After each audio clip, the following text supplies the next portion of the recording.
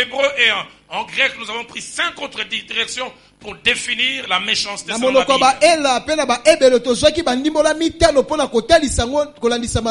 La première, nous avons dit que c'était un penchant à faire du mal. C'est-à-dire une force intérieure non contrôlée, mais qui pousse à poser des actes extérieurs. Deuxièmement, nous avons dit que c'était une aptitude à faire du mal en action ou en parole.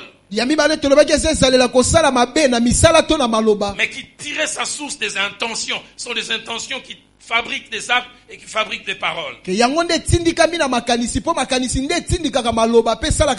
Troisièmement, nous avons dit que c'était le caractère de quelqu'un qui cause et qui aime causer du tort. La personne vit de ça. C'est quand il fait du mal qu'elle est dans son élément. Le mal, c'est son moteur. C'est quand il fait ça que la personne se réalise. Quatrième définition, nous avons dit que c'était un pouvoir de l'esprit du mal ou disposition de l'esprit à faire du mal en y mettant la manière. Et puis enfin nous avons parlé de l'habileté à faire le mal. Faire le mal en y associant la finesse. Et là ça s'accompagne de ruses, ça s'accompagne de fourberies. Puis nous avons fait mention de certains principes. Le premier principe, nous avons dit que la méchanceté était la conséquence de la chute de l'homme. Nous avons mentionné Genèse chapitre 6 au verset 6. Dès l'instant où l'homme s'est séparé de Dieu, comme un bourgeon, cette chose a commencé à sortir. Il avait dit, Dieu vit que la méchanceté de l'homme était grande sur la terre. Et deuxièmement, comme une forme d'autoroute à sens unique. Dieu vit que les pensées de l'homme se portaient uniquement chaque jour vers le mal. Ça ne va que dans cette direction.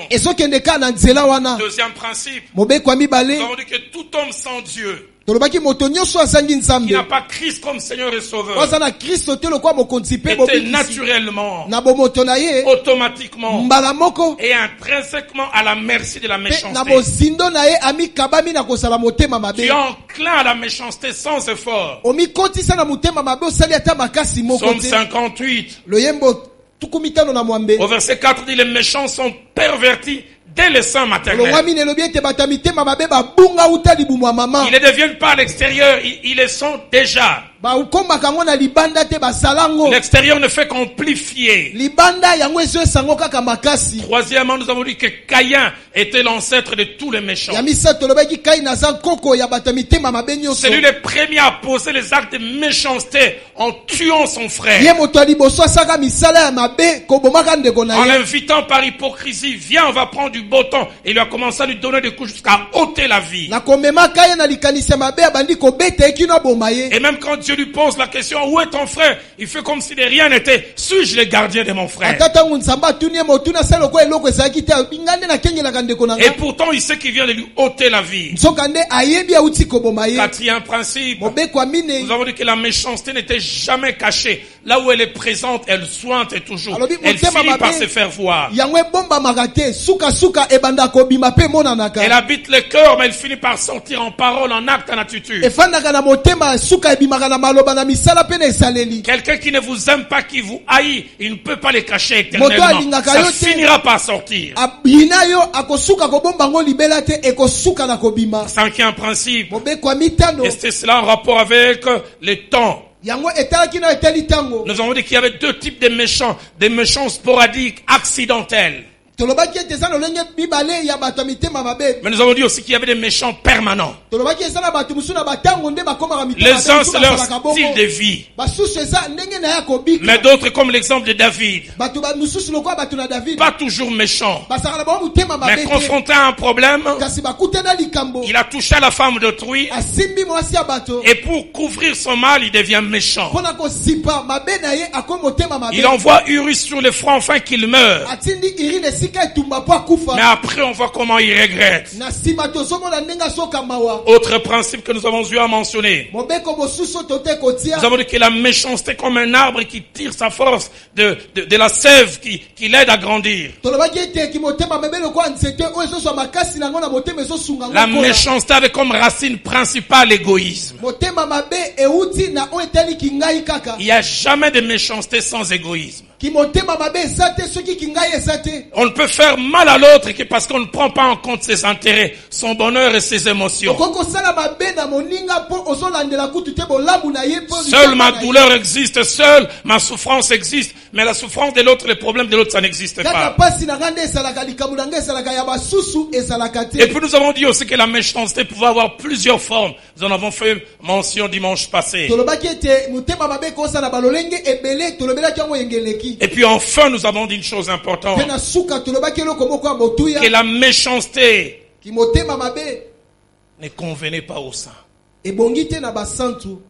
Ne convenait pas à ceux ou à celles qui font profession de foi. Il est inconcevable de se dire enfant de Dieu. Il est inconcevable de se dire que j'appartiens à Christ et de produire la méchanceté. Et en ce jour, au travers de ces 3 textes que nous avons lus, nous allons parler sur le sous-thème couple chrétien face à la méchanceté.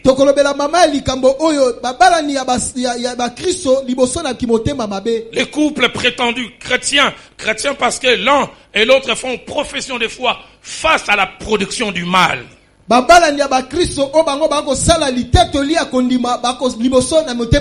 Notez-moi ces 4 choses en rapport avec le mariage et la vie du couple. La première, c'est que le mariage a été institué non pas par l'homme mais par Dieu. C'est Dieu qui l'a pensé, c'est Dieu qui l'a créé et c'est le Dieu qui l'a institué. Ça n'a jamais été la demande de l'homme. L'homme n'a jamais dit fabrique-nous quelque chose, fabrique-nous un cadre. C'est Dieu qui a pensé cela. C'est pourquoi si nous voulons dire des choses en rapport avec le mariage, retournons vers le manuel du Créateur. Car seul celui qui a créé ou inventé quelque chose peut vous dire qu'est-ce qu'il faut pour son bon fonctionnement. Genèse chapitre 2 au verset 22. L'avait dit l'Éternel, Dieu forma une femme de la côte qu'il avait prise de l'homme. Et il amena vers l'homme. C'est lui qui a cassé la solitude. Il dit, je veux désormais un duo. C'est Dieu qui a institué le mariage. Deuxièmement, le mariage a un double objectif. Au-delà de la procréation, au-delà de la perpétuation de la race humaine, le mariage a comme objectif le partage et la complémentarité. Un cadre de partage et de complémentarité. Dans Genèse chapitre 2, au verset 18, la partie B, ainsi que le verset 24 le confirme. Dieu dit, je lui ferai une aide semblable. Je vois qu'il n'est pas, c'est pas bien qu'il soit seul. Je lui ferai une aide semblable. La version La Colombe, ainsi que la version Nouvelle Bible Seconde, dit, je lui ferai un vis-à-vis. On dit en latin un alter ego. Quelqu'un qui l'aide à apprécier les choses. Quelqu'un qui les valorise. Quelqu'un qui n'est pas derrière lui, mais quelqu'un qui est en face. La version Parole de vie dit, je lui ferai une aide qui lui convienne parfaitement. Et le verset 24 va plus loin. L'homme s'attachera à sa femme et ils deviendront une seule chair. Troisième chose, les contraires du mariage avec tout ce que ça apporte. C'est-à-dire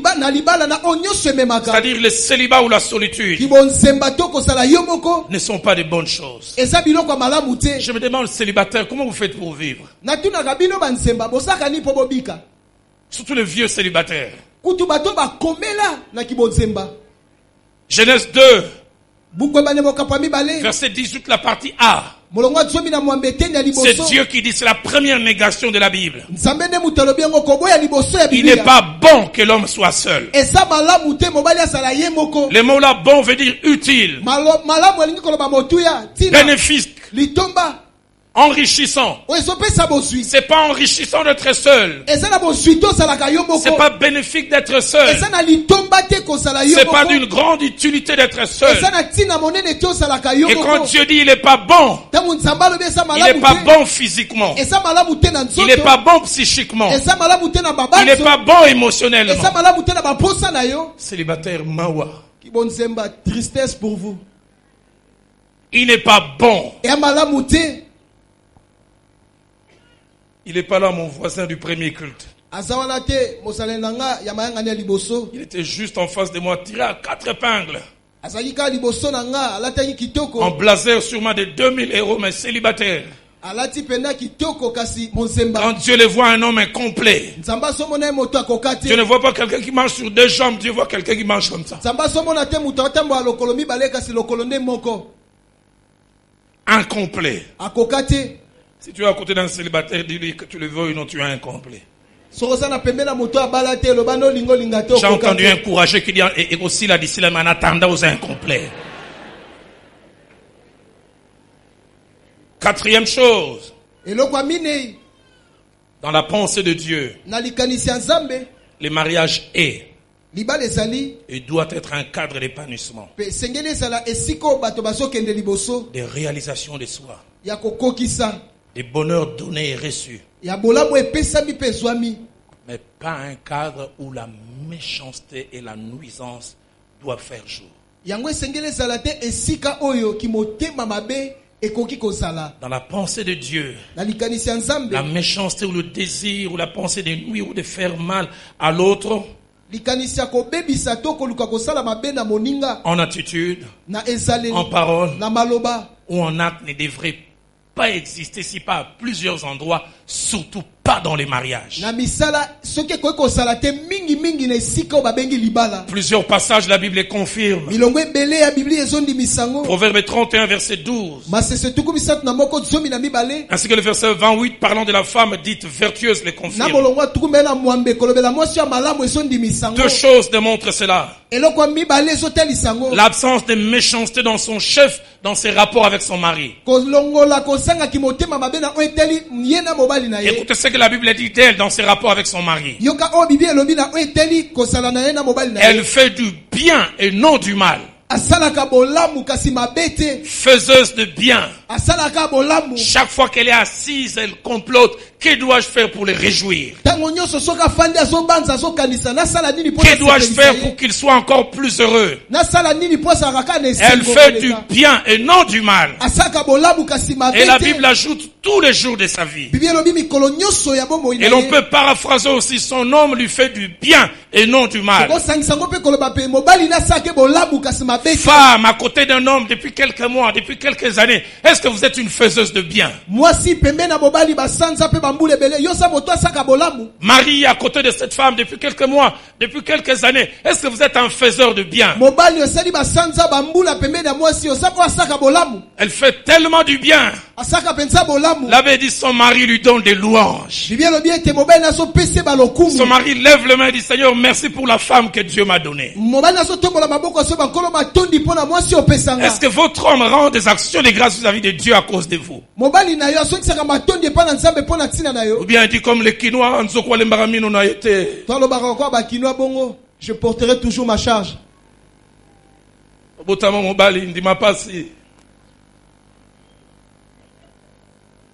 Quelqu'un a rigolé fort là-bas, il en sait quelque chose. Elle lui fait du bien et non du mal. Écoutez ce que Tob dit. Elle travaille pour son bien. et non pour son malheur. Français courant dit, elle nous cause jamais du tort, mais lui donne du bonheur tous les jours de sa vie. Le mot traduit par français courant pour dire tort est un mot fort qui signifie préjudice matériel ou moral causé à quelqu'un. Et les mots cachés derrière, ça cause des lésions, c'est des dommages. Mais ce mot tort veut dire aussi nuire à quelqu'un par commission ou par omission, par des choses que l'on fait et par des choses que l'on ne fait pas. En Samuel chapitre 1er au verset 8 nous montre encore un endroit où la méchanceté n'est pas, c'est le bonheur. Un mari attentif qui n'a pas seulement un partenaire sexuel, mais qui s'occupe des besoins émotionnels, des besoins affectifs de sa femme. Car le verset d'avant dit de Anne qu'elle pleurait, elle ne mangeait pas. Et Elkana a vu ça. Écoutez sa réaction. Elkana, son mari, lui disait, Anne, pourquoi pleures-tu? Et pourquoi tu ne manges pas? Pourquoi ton cœur est-il attristé? Est-ce que je ne vaux pas pour toi 10 fils? Elle s'occupe des besoins émotionnels, des besoins affectifs de l'autre. Il y a des gens qui vivent dans les couples simplement comme des co-voisins. J'ai un visage triste, il ne se rend même pas compte, ça lui dit rien du tout. Juste quelques jours avant mon mariage, mon pasteur m'a appelé durant 30 minutes, il m'a donné un cours accéléré vis-à-vis du mariage qui m'a servi et qui me sert jusqu'aujourd'hui. L'une des premières leçons qu'il m'a donné, je n'ai jamais oublié. Il a dit, jeune homme, fais attention au silence des femmes. Les silences des femmes sont éloquents. Bizarre, contradiction. Oh, elle dit rien, elle a beaucoup à dire. Des fois vous êtes côte à côte au salon par des soupirs simplement, il veut te provoquer à s'occuper d'elle.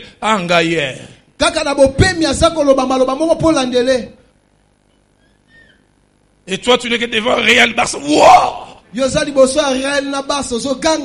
Mais il n'a rien dit. Ou des fois simplement un grand soupir. Un bon philosophe français a dit, cœur qui soupire n'a point ce qu'il désire. Et toi tu te retournes. Chérie, on a un problème.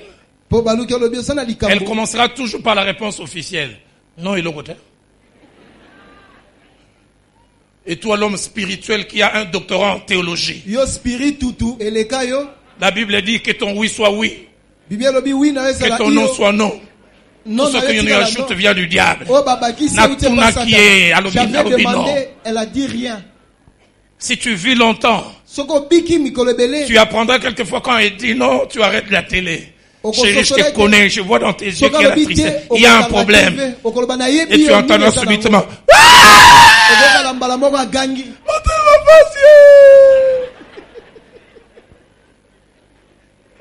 Et si tu t'étais arrêté au premier niveau, tu croirais que tout va bien. Donne-moi un mari qui ne veut pas seulement mon corps pour jouir, mais pour qui aussi j'existe. Mes besoins émotionnels, mes besoins affectifs.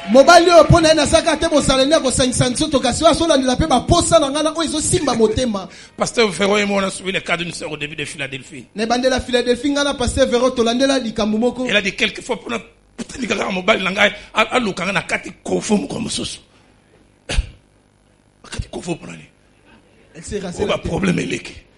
a beaucoup de problèmes. Et toi tu vois, tu ne dis rien.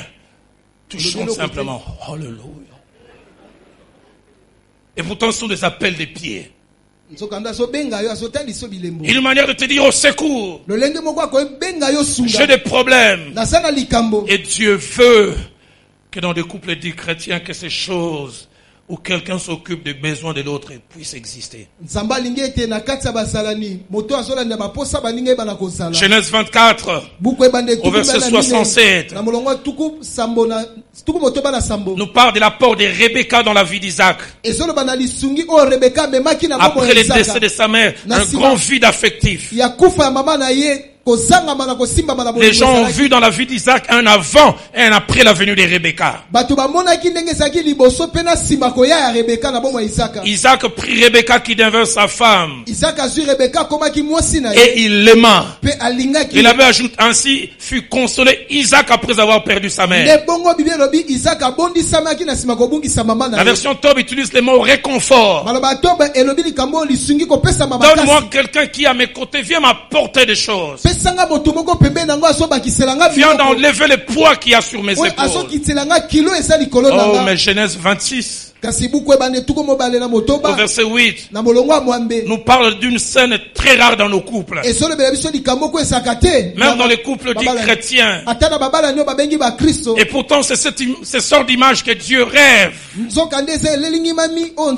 que Dieu souhaite, que Dieu veut voir dans les couples, surtout des chrétiens. Écoutez ce que la Bible dit. Comme le séjour s'est prolongé, il arriva qu'Abimelech, roi des Philistins, regardant par la fenêtre, écoutez bien, vit qu'Isaac plaisantait avec Rebecca sa femme. Un couple de plusieurs années, il plaisante. Le mot ici traduit plaisanter est un mot que l'on retrouve 12 fois dans la Bible, qui veut dire rire et même rire aux éclats,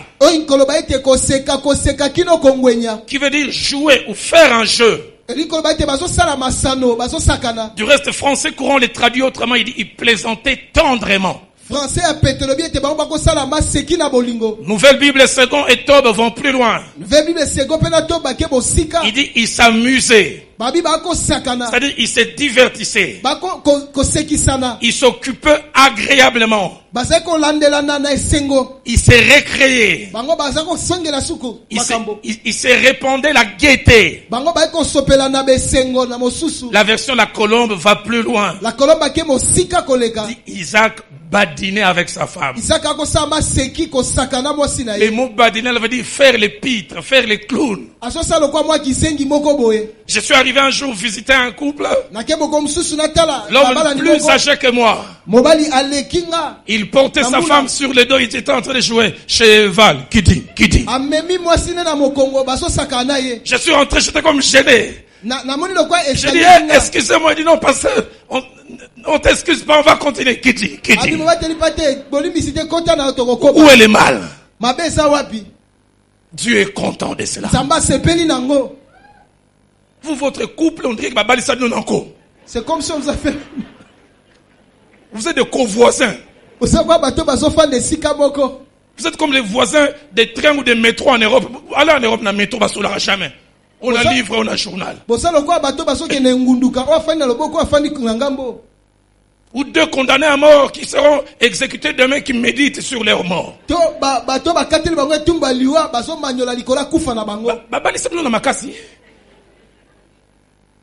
Marie, hein, il quitte le culte ici, tout à l'heure à midi quart.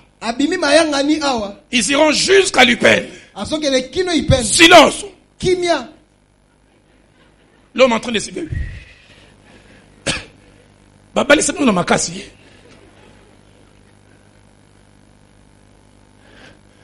Mais d'Isaac et Rebecca ont dit, ils plaisantaient. J'arrive un jour dans un couple, je trouve le mari en train de relater des histoires et la femme en train de rigoler aux éclats.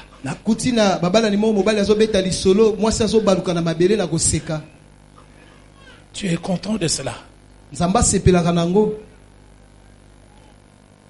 Que c'est triste de voir dans les couples où devait y avoir la complicité et il n'y en a pas. Ecclésiaste 9. Au verset 9, les sages donnent ces conseils précieux. Jouis de la vie avec la femme que tu aimes. Et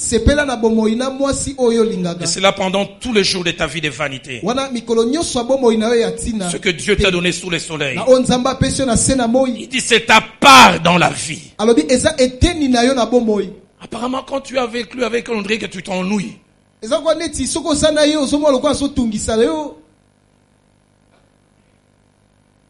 Tes rires, c'est avec les secrétaires, les petites stagiaires qui viennent, mais devant ta femme comme préfet de discipline.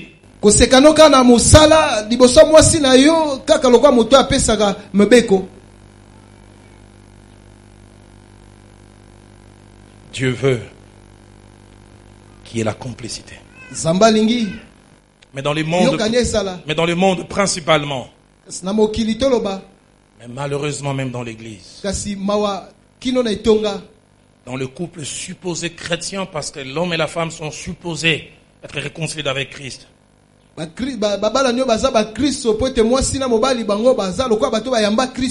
retrouve les traces de la méchanceté.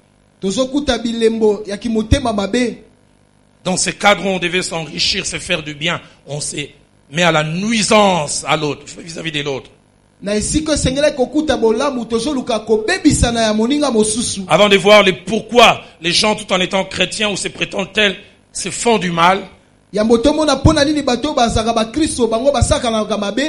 voulons voir comment les gens font le mal, comment les gens sont méchants dans la vie du couple. Oui, manière rapidement. La première manière dont les gens sont méchants dans la vie du couple, c'est en étant dur l'un vis-à-vis de l'autre. Absence de douceur en parole, en attitude ou en action. La présence de la violence verbale. Et au comble les injures. Écoutez cet homme, comment il parle de sa femme, imbécile. Bon à rien. Je ne sais pas où j'ai ramassé cette chose. Ton épouse. Si tu es la province de ma femme, tu l'appelles Kakaj. Kaelokoyo. Kaeloko na sokola. Oh, ta femme. Chrétien. Dieu. 1 Samuel 25. Au verset 3 au verset 17. La Bible nous donne 3 informations concernant Nabal. 1, il était dur, rude, absence de douceur. Deuxièmement, il était méchant. La colombe dit mauvais dans ses agissements. Et le verset 17 montre tout ce que cette méchanceté a amené. Il était si méchant qu'on osait lui parler. Et ça, c'est un de ses serviteurs qui dit, mais tout montre que même sa femme. Quel couple où la femme tremble concernant son mari. Et il ne sait pas lui parler.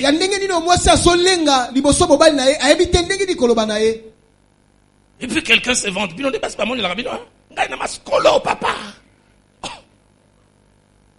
Tellement méchant qu'on ne sait lui parler. Elle est malade et n'ose même pas te dire. Je suis malade, je reçois réponse à Katamangala. Mais que dire aussi des femmes? On dit qu'elles ont les dons des injures. Des femmes, avant qu'elles ouvrent la bouche, elles t'injurient par les regards, mais bali. Ma bala, ya bala bala.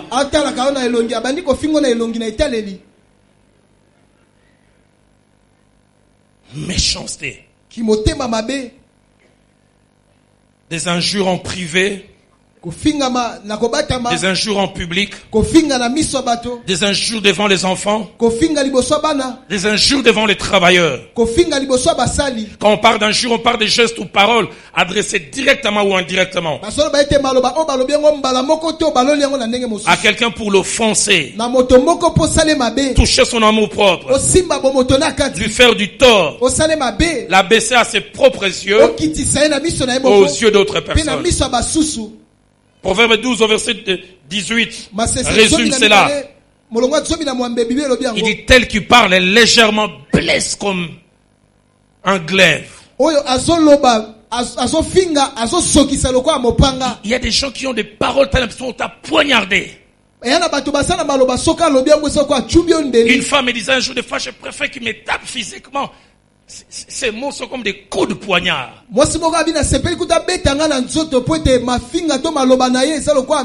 Psaume 57. Au verset 5, David dit, je suis au milieu des gens dont la langue est un glaive tranchant. Frères et sœurs mariés, les paroles ont une grande force et une grande puissance. 1 Samuel chapitre 1er, verset 6 à 7. On parle de deux conséquences qui arrivaient dans la vie de Anne. Elle pleurait. Elle produisait ces liquides qui sortaient de ses yeux à cause de la douleur de son cœur. Elle n'arrivait plus à manger, elle perdait l'appétit. À cause des paroles, la Bible dit, ça arriva à la mortifier. Elle pleurait, elle n'arrivait plus à manger, non pas parce qu'elle ne voulait plus. Les paroles touchaient son amour propre. Je regrette de t'avoir épousé. Tu es l'erreur de ma vie. Et les Kinois le disent mieux. Ndoki avi nangai. Et les enfants entendent ça. Triste. Nouvelle Bible seconde dit, elle ne cessait de la contrarier. De la mettre dans l'embarras. Deuxième manière dont on se fait mal, on exprime la méchanceté dans la vie du couple. En étalant à l'extérieur et sur la place publique les erreurs, les fautes et les manquements de l'autre. Il a des manquements, mais c'est nécessaire d'en faire la publicité. La réputation de quelqu'un, c'est toute une richesse. Proverbe 27 verset 21 dit, un homme est jugé d'après sa renommée. Parole de vie dit, on juge la valeur d'une personne d'après l'opinion que les gens ont de lui. J'étais jeune, je n'étais même pas encore marié. J'ai quitté l'église de la borne, j'allais visiter quelqu'un vers Masikita. J'ai entendu un couple et s'est chamaillé, ils étaient là au balcon. Permettez que j'en parle. Peut-être que l'homme l'avait vexé. Écoutez comment il dit, vous ne faites que le respecter. Voyez ses sous-vêtements. Dans chacun de ses sous-vêtements, il y a des reliquats de tout ce que l'on dépose aux toilettes. Malgré cette intelligence, malgré ce bon français, fouillez même comme il est habillé maintenant. Même si c'est vrai. Est-ce qu'il faut le dire? Même quand il marchera avec un bon français, quelqu'un dira,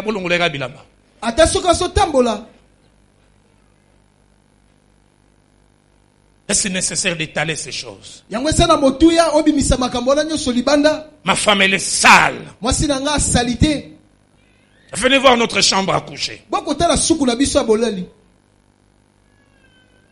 Un homme injuriait sa femme. Il dit, ma femme à moi, quand ce cycle arrive, même les aveugles verront que partout c'est du rouge.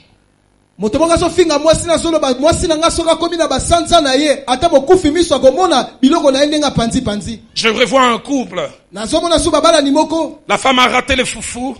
Il a essayé de manger, puis il a dit, viens un peu. Il a vu tout sur le visage. Yo, tcha, zoba. Elle goûte un peu les haricots qu'on a préparés. Mais ça, on a préparé pour un cheval ou pour un humain? Pourquoi le sel comme ça?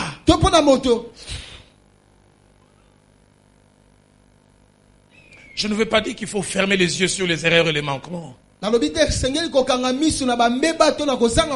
je voudrais dire ces deux choses importantes. Un indicateur du vrai amour, c'est la capacité à protéger l'autre et à protéger sa réputation. Proverbe 10, au verset 12 dit ceci: l'amour couvre toutes les fautes. Proverbe 17, au verset 9 ajoute: celui qui couvre une faute cherche l'amour. Toi, pour un petit rien avec ton épouse, conseil familial, 35 personnes venues de Kassangoulou en bus, d'autres venues de Mbanzamanteke.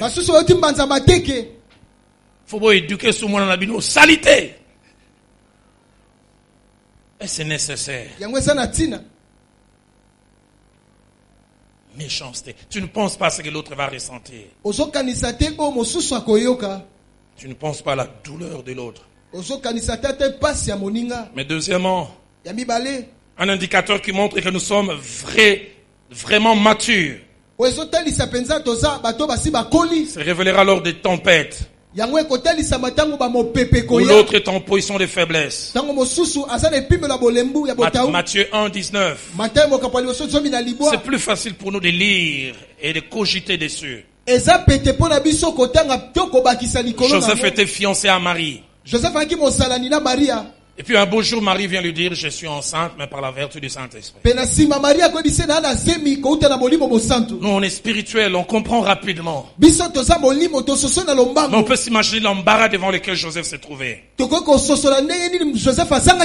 qu'il dit que c'est vrai? Est-ce qu'il n'a pas triché avec quelqu'un? Mais la Bible dit deux choses que j'aime. La première, Joseph qui était un homme de bien. Donne-nous des hommes de bien.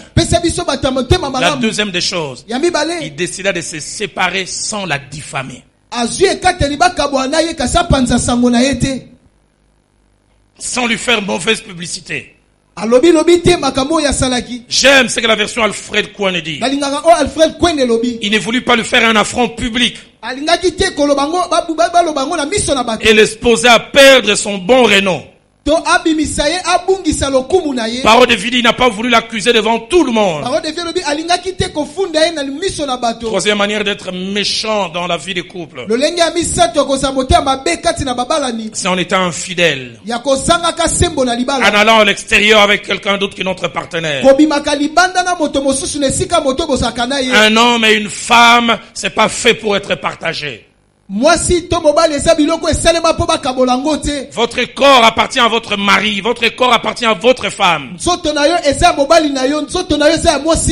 la méchanceté que de prendre ce qui m'appartient et de le donner à quelqu'un d'autre. Même si elle ne voit pas, ça nuit à l'autre. Demandez aux femmes qui découvrent que leur mari les trompe, la douleur qu'elles ressentent. J'ai suivi des femmes comme ça, elles se sentent humiliées, elles se sentent abaissées. 9 fois sur 10, elles cherchent à voir l'autre. Qu'est-ce qu'elle a de plus qui a fait qu'on me laisse pour aller vers l'autre? Mais toi, ça te dit rien.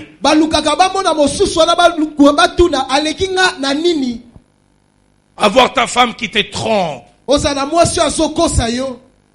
Un frère pasteur disait, tout pasteur que nous avons découvert, on a bombaye.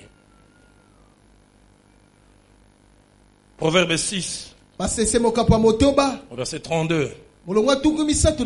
Celui qui commet un adultère avec une femme est dépourvu de sens. Celui qui veut se perdre agit de la sorte. Proverbe 6 toujours. Au verset 34. Il avait dit, la jalousie met un homme en fureur. Et il est sans pitié au jour de la vengeance. Cantique des Cantiques, chapitre 8, au verset 6. La jalousie est inflexible comme le séjour des morts. Il dit ses ardeurs sont des ardeurs de feu. Celui qui est infidèle est égoïste et ne pense qu'à soi mais pas à la souffrance de l'autre. Et si déjà l'infidélité est mauvaise, c'est méchant de commencer à entretenir une femme. Et pire encore, d'avoir des enfants et les cacher à sa femme. C'est méchant, femme, que de tricher avec quelqu'un et de savoir que cet enfant, le premier ou le deuxième, c'est pas de mon mari. C'est l'enfant du domestique, c'est l'enfant de l'ami de mon mari. J'ai accompagné un couple, 6 enfants. Toute la famille devait voyager pour aller au Canada. Test ADN obligé. On fait le test, on découvre sur les 5 enfants, il n'y a que 2 qui ont l'ADN du père. J'étais à cet endroit, j'ai vu cet homme trembler.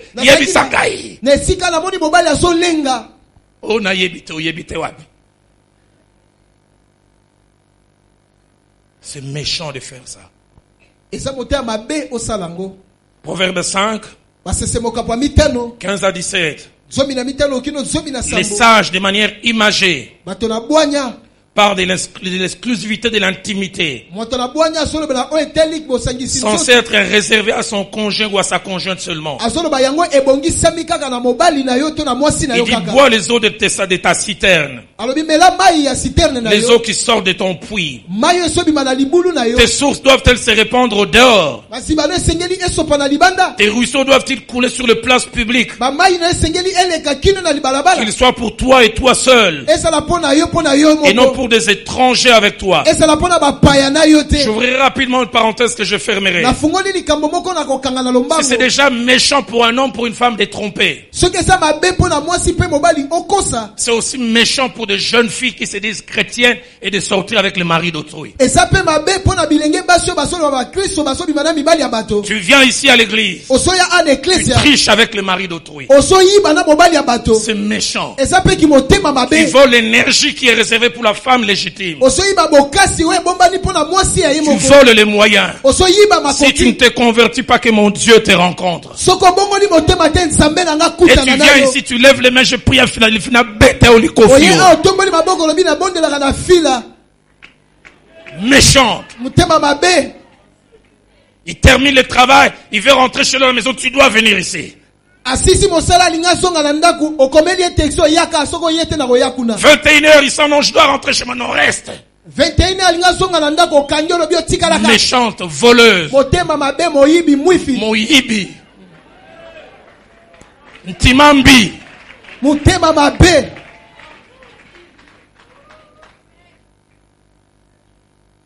Et tu ne peux pas me dire que tu es chrétienne. Ou bien on doit redéfinir la chrétienté. Et tu viens aussi élever les mains. Je t'entends dire nanenga teibo mbala suka na ye kende na yodi. Kende même sikoyo.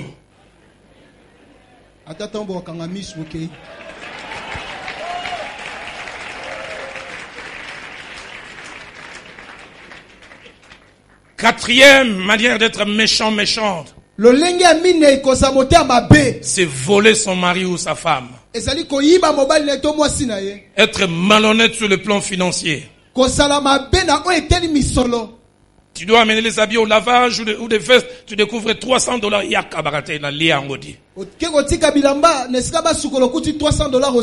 Chérie, tu n'avais pas vu un $300? Lie. Je juge sur le trône de Jésus, je n'ai pas trouvé ça. Tu m'appelles chérie et tu me voles. Malhonnête sur le plan financier. Des choses qui coûtent tel prix, tu prétends tel autre prix pour ton mari. Je vais visiter un couple un jour. Et puis à un moment, le mari a eu besoin que nous puissions manger de la sardine.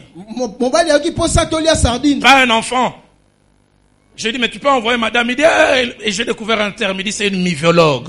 Spécialiste en miviologue. J'ai dit, pourquoi? Il dit, il y a quelques années, elle est venue me dire qu'on donnait un crédit de wax ivoirien. Elle a dit que chaque wax c'était pour $50. Elle en a pris 2. Il faut payer en un mois. Le mari dit, je me suis battu, je n'ai pu trouver que $50.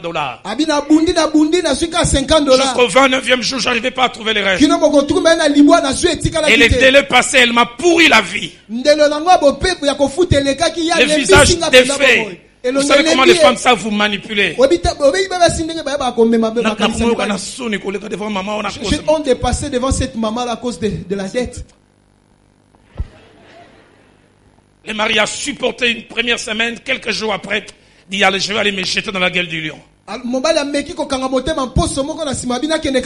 l'insu de la femme, il arrive là-bas. Le visage défait, je viens vous présenter des excuses pour notre retard à honorer. Le monsieur regarde, non, vous ne nous devez rien.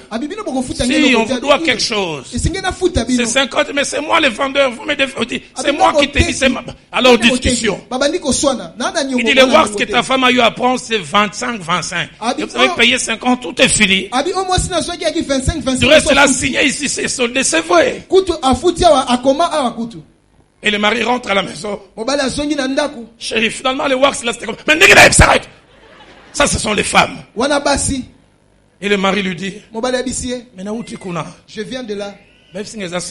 On m'a dit que c'est pas 50. Et ça, 25, écoutez sa réaction. C'est ce qu'on t'a dit. Mouyibi. Miviologue. C'est pourquoi le mari dit, même pour la sardine, je ne sais pas l'envoyer. Ça peut être 500, elle te dira 600. Il y en a 100, on a ce compte. Femme, j'aimerais vous dire, l'amour est attaché à la confiance. Si je ne te fais plus confiance, quelque chose est brisé. Quelqu'un dit dans tout le cas, le mensonge est mauvais. Mais il est mauvais chez une femme belle. Tu es belle même. Et ça m'a bé pas moi ça kitoko. Maquillage.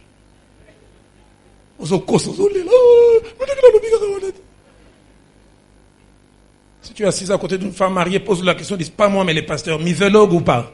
Celle qui ne bouge pas, qui est stoïque, là ça c'est déjà un indice. 1 Corinthiens 13, au verset 5 dit, le vrai amour ne fait rien de malhonnête. Comment être malhonnête vis-à-vis de son mari?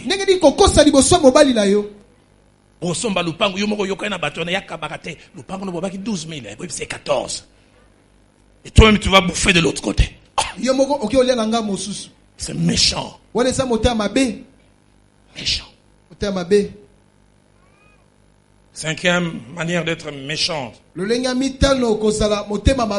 Cacher à son conjoint ou à sa conjointe une maladie grave ou incurable que l'on a.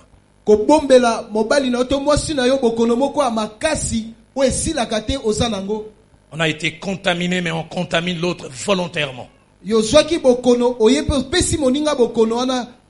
Jeune pasteur à côté du pasteur Jacques-André Vernon, j'ai géré un cas invraisemblable. Un couple venait de perdre un enfant. Et puis on fait les tests, on découvre que l'homme est séropositif. Mais par un miracle, la femme est séronégative. Et la femme, l'homme vient réclamer devant le pasteur Vernon, mais pasteur, elle se refuse à moi. C'est mon épouse. Elle avait dit que rien ne se passe, que l'homme a joint. Pour sa malade. Et puis je veux sans protection, c'est ma femme.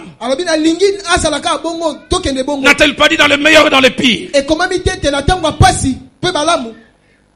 Dieu l'a sauvé, gardé. Si toi tu partais, au moins il peut élever les enfants. Méchanceté. Que des hommes comme ça, ils te disent rien, mais il est pourri.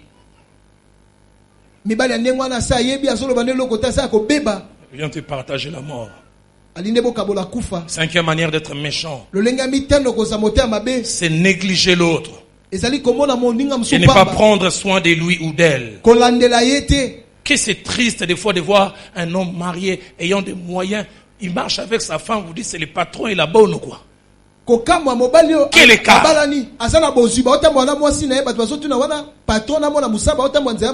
Toujours tiré à quatre épingles. Sa femme vous dit elle est dans les 40 jours de deuil ou quoi? Et ça ne les gêne pas. Est-ce que tu prends soin de ta femme? Est-ce que tu prends soin de ton mari? Ephésiens 5.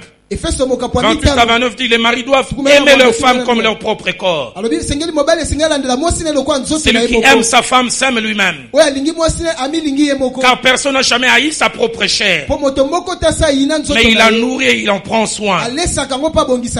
L'homme, ils ont un charroi automobile fantastique. Il roule avec le meilleur des véhicules. Sa femme, soit elle est à pied, il roule avec un véhicule qui tombe en panne chaque 10 mètres. À force de tomber en panne, moi c'est moi comme un mécanicien. Elle connaît toutes les pièces. Oh, ça lire mon bébé.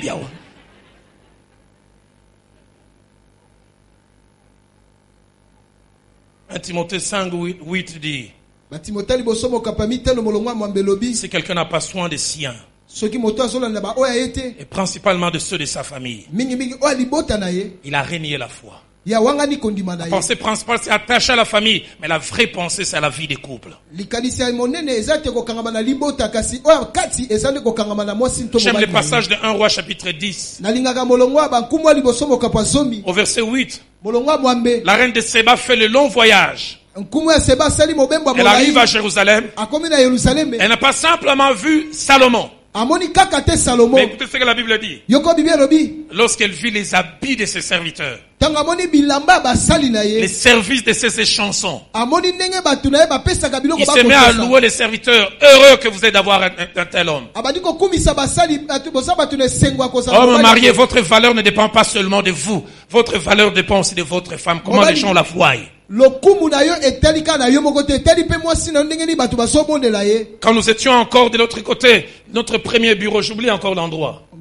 Non pas au Mékongo, le tout premier. Bukama. J'ai rencontré une sœur de l'église. Son mari ayant plein de moyens. Pieds nus. Je demande qu'est-ce qui va? Qu'est-ce qui va pas? Pasteur, par inadvertance, je connais des cacahuètes que l'on vendait. Et j'ai rien à payer. Mais son mari roule carrosse. Quand il revient avec des journaux qu'il a achetés. Toi, tu as besoin d'argent de poche, ma madame n'en a pas besoin. J'ai été prendre un petit pot avec les amis. Et madame n'a pas besoin de prendre des petits pots des fois.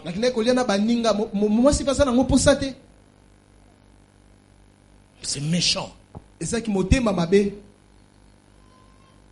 Négligence de l'autre. Septième manière d'être méchant, c'est frapper l'autre. Être violent physiquement. Y a-t-il des maris qui cognent leur femme? Levez la main, j'aimerais vous identifier. Faites votre recensement.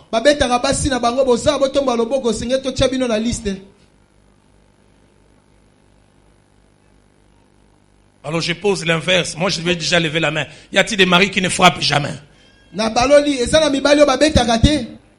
Bon, yona kobeta otombolite. Kobeta to tombolite ozawabe finalement.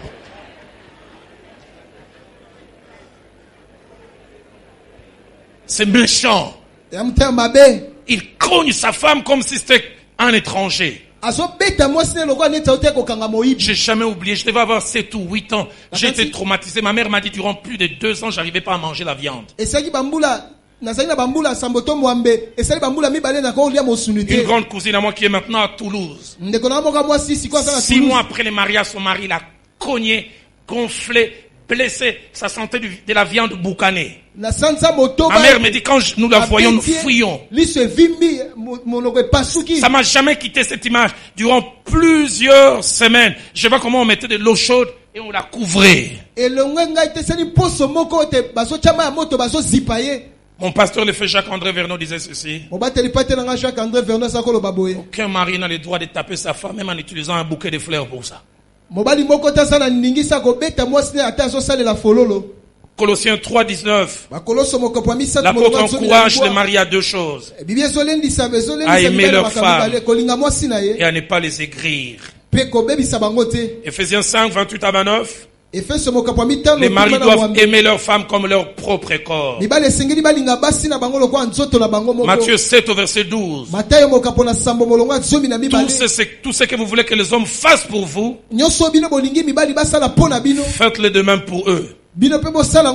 Car c'est la loi et les prophètes. Et je termine avec la dernière manière avant de conclure. La dernière manière d'être méchant dans la vie de couple. C'est être égoïste et ne penser qu'à soi dans la gestion de la sexualité. Ne penser qu'à soi, à son intérêt. Elle est malade, elle fait de la fièvre 39, mais alors toi tu as envie, en tout cas,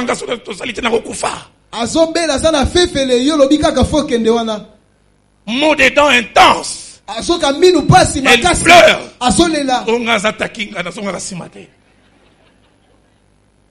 Il faut. Qu'est-ce que tu gagnes? Dans ces rapports où elle souffre, elle est malade, est-ce que tu tires un plaisir? C'est méchant. C'est principalement nous les hommes. Elle sort d'un deuil, elle a perdu son père, elle a perdu sa sœur. À peine la nuit où elle rentre, tu veux la toucher. Et dire, on peut attendre. Mon gars, c'est la tican. Hein? Laissez les morts enterrer leurs morts. Ma douleur ne te dit rien. 2-3 jours où tu te pries pour partager ma douleur, est-ce que tu vas mourir? C'est méchant. Il est malade, il vient de faire un AVC. Allez, voilà, tu as un bidon de tangawiz, il faut la doper. Malade, mais en tout cas,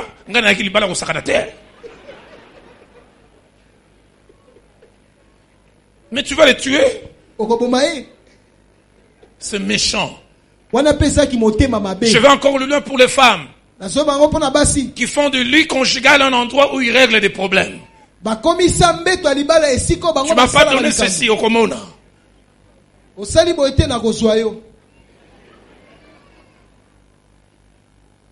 C'est méchant. Très méchant. Dans Corinthiens 7:4. Paul dit certes que l'homme n'a pas autorité sur son corps, la femme n'a pas non plus autorité sur son corps. Mais en Corinthiens 13:5, Paul dit l'amour ne cherche point son intérêt. À Acte 20:35 dit il y a plus de bonheur à donner qu'à recevoir. Alors en conclusion, pourquoi la méchanceté dans la vie des couples? Pourquoi un conjoint, pourquoi une conjointe peut-elle être méchante vis-à-vis de l'autre? Première raison, c'est l'absence de Christ qui fait de nous ce que la Bible appelle les hommes animaux. 1 Corinthiens 2:14 en parle. Sans Christ, on est enclin à faire le mal. Deuxième raison qui fait que malgré qu'on est dans un couple, on produit la méchanceté. C'est une façon d'être et de faire hériter. Dans Pierre 1 verset 18, l'apôtre parle de la vaine manière mais héritée de ses pères. C'est pourquoi autrefois on disait avant d'épouser un homme, regarde son père. Avant d'épouser une jeune fille, regarde sa mère. Parlant de Nabal, la Bible dit non seulement qu'il était dur, non seulement qu'il était méchant, mais le verset ajoute il descendait de Caleb. Et le passage montre que les gens de cette tribu, c'était ça leur façon d'être, la méchanceté. Jeune fille, ne vous mariez jamais à quelqu'un par la foi. Durant les fiançailles, il vous cogne.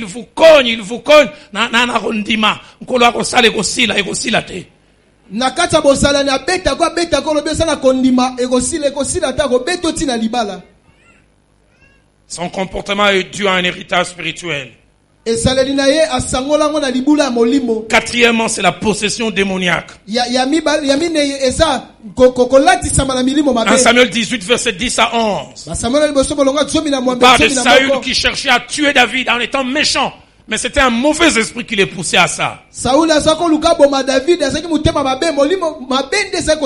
Un mari qui prend la tête de sa femme et qui colle contre les murs.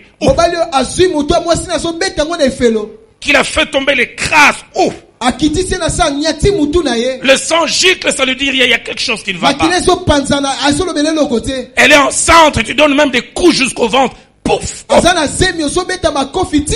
Là, il y a un problème. Quatrièmement, des choses vécues dans le passé. Des frustrations, des humiliations, des blessures. Nous n'en avons pas toujours l'idée. Mais quand nous épousons quelqu'un, nous épousons non seulement son actif, mais son passif aussi. Il a été écrasé dans son adolescence, il a été écrasé dans son enfance. Toutes les frustrations vécues, c'est toi qui paieras les pots cassés.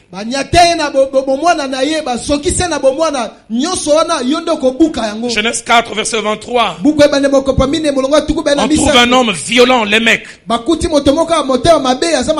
Il dit, j'ai tué un homme pour ma blessure.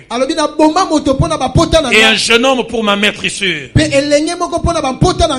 Avant-dernière raison qui pousse les gens à être méchants, c'est la méconnaissance du mariage et de sa vraie raison d'être. Avoir une chose, c'est une chose, mais connaître sa raison d'être en est une autre. Dans Corinthiens 12 au verset 1, l'apôtre Paul écrit aux Corinthiens, dit en ce qui concerne les dons spirituels, je ne veux pas que vous soyez dans l'ignorance. Vous les savez, mais vous devez connaître c'est quoi, à quoi ça sert. Et puis enfin, la méchanceté est due à la déception, au constat d'échec non avoué. Certains sont méchants avec vous parce qu'ils constatent que ce que vous êtes en train de vivre, c'est pas l'image qu'ils rêvaient. Et leur réaction, c'est toute cette méchanceté.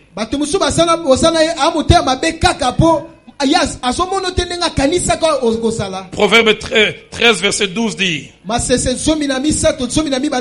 un espoir différé rend le cœur malade. Mais j'aimerais terminer sur une note positive. Quelle que soit la quantité, la qualité de la méchanceté dans les mariages, même dans le mariage dit chrétien, la méchanceté est guérissable. Parce que ma Bible à moi nous parle du réparateur de brèches. Celui qui rend les pays habitables. Celui qui sait changer les choses. Rapidement, je terminerai par ces deux illustrations. Un homme avait un merveilleux piano qui produisait un son merveilleux. Et puis un beau jour, une dizaine d'années, ça s'est arrêté. On essayait de vouloir réparer, rien ne s'est passé. On a amené toutes sortes de spécialistes, rien du tout. 10 ans. Et la poussière s'est amoncelée dessus. Un beau jour, un homme était en train de passer, déjà appris qu'il y a un piano ici. Il est arrivé aux alentours de 17h, 18h, dit est-ce que je peux le toucher? Les propriétaires disent ça sert à rien. Plus outillés que toi, plus fort que toi, ils ont essayé, ils n'ont pas pu dire laissez-moi une chance. Et vers 18h, cet homme s'est assis. Il a touché par-ci, il a touché par-là. Vers 21h, 21h30. Le propriétaire a dit, je pensais t'attendre, mais je trouve que tu vas échouer comme les autres. Quand tu vas échouer, ne te donne pas la peine de me dire au revoir. Vas-y simplement. Mais vers 23 heures, après plus de 10 ans de silence, cet homme de sa chambre, il a entendu un son harmonieux. Il disait, je rêve ou quoi? Il sort, il voit cet homme devant le piano en train de jouer, les larmes perlant de ses joues. Il vient lui poser la question, mais qu'as-tu fait pour réparer ce piano? Cet homme s'est mis à pleurer de plus belle. Et puis il a quitté le petit tabouret. Il s'est approché juste à côté du piano. Il a essuyé avec le main un endroit où il était écrit Paul Lebrun. Il a dit Paul Lebrun, c'est le fabricant de ce piano. Et c'est moi Paul Lebrun. Il n'y a personne qui connaît mieux ce piano que moi qui l'ai fabriqué. J'aimerais dire à quelqu'un ce dimanche, je ne sais pas quelle méchanceté, quel manque d'harmonie, mais celui qui t'a fabriqué peut faire ressortir ces choses cachées. Il a fait avec mon père. Ah, j'ai grandi dans un couple où je me demandais est-ce qu'ils s'aimaient, est-ce qu'on les a forcés. Mon jeune frère et moi, on se demandait si papa, au-delà d'enseignant, s'il n'était pas boxeur. Combien de fois papa n'a-t-il pas cogné maman? Combien de fois maman ne fouillait-elle pas dans notre chambre? J'oublie un jour, j'avais entre 14 et 15 ans. Papa cognait maman presque pagne dehors. Et maman a couru dans notre chambre. Ces jours-là, je m'étais dit dans mon cœur, s'il vient encore ici, il va me rencontrer. Et je vois mon père qui veut rentrer dans la chambre et il m'a regardé, il a compris. Il dit, Roland, tu veux me cogner? J'ai rien dit avec la bouche, mon frère.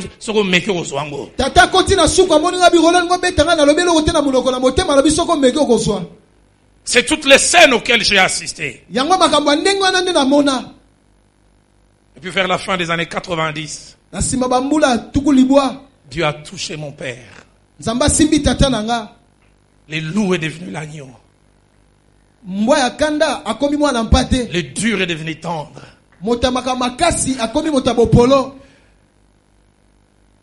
En 2011, ils fêtaient leurs 50 ans de vie commune. Et nous étions chez eux à la maison. Nous étions en train de faire tous les programmes. Mon père a appelé ma mère avec tendresse, ma chérie. Et tu la réaction de ma mère? Ma chérie, on a 22 heures. Tous les gens ont 6 heures du matin. Et nous, on lui a dit, c'est venu tard, mais heureusement c'est venu. Dieu est capable d'ôter la méchanceté. Et de faire de ces couples, on se donne des coups, des couples, on s'embrasse. J'aimerais nous inviter à baisser la tête. Je ne vais pas lancer un appel pour ne pas vous obliger à être hypocrite ou être dans l'embarras. Mais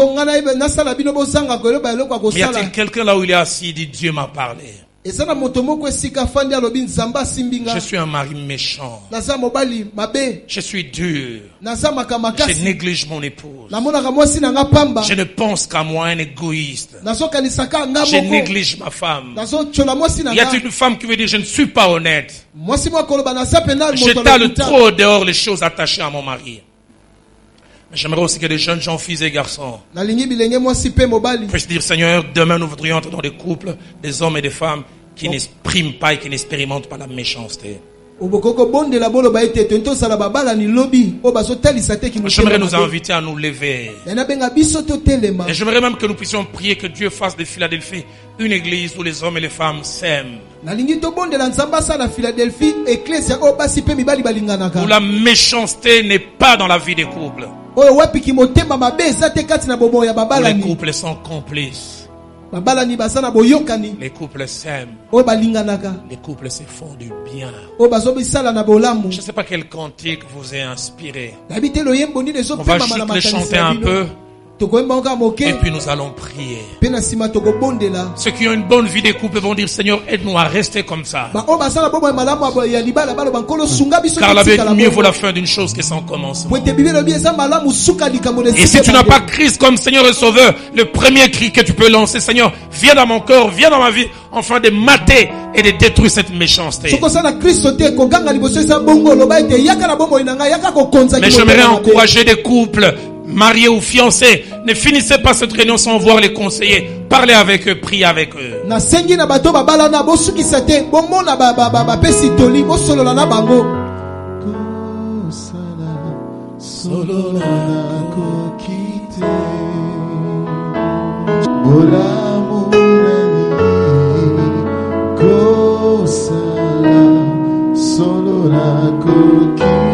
Seigneur, nous te disons merci pour ce message. Ces messages au travers duquel, le Seigneur, tu as encore restauré, je crois, et je le déclare, des familles. Merci parce que des couples qui avaient des problèmes, je le déclare réparés au travers de ces messages. Seigneur, merci parce que là où la haine régnait avec ces messages, je déclare que l'amour est installé dans le puissant nom de Jésus-Christ. Seigneur, merci parce que la méchanceté est ôtée de nos familles, est ôtée de nos couples dans le puissant nom de Jésus-Christ. Père, je vois encore l'Esprit Saint produire son fruit, produire la douceur au sein de nos familles. Seigneur, merci pour le travail que tu fais. Merci pour le travail que tu vas encore continuer à faire. Père, je tiens encore à bénir cette nouvelle semaine qui se présente devant nous. Je déclare cette semaine bénie pour tout et chacun de nous. Je déclare cette semaine bénie pour nos familles. Je me joins à l'apôtre, à David pour dire, puisque l'Éternel est notre berger, nous ne manquerons de rien.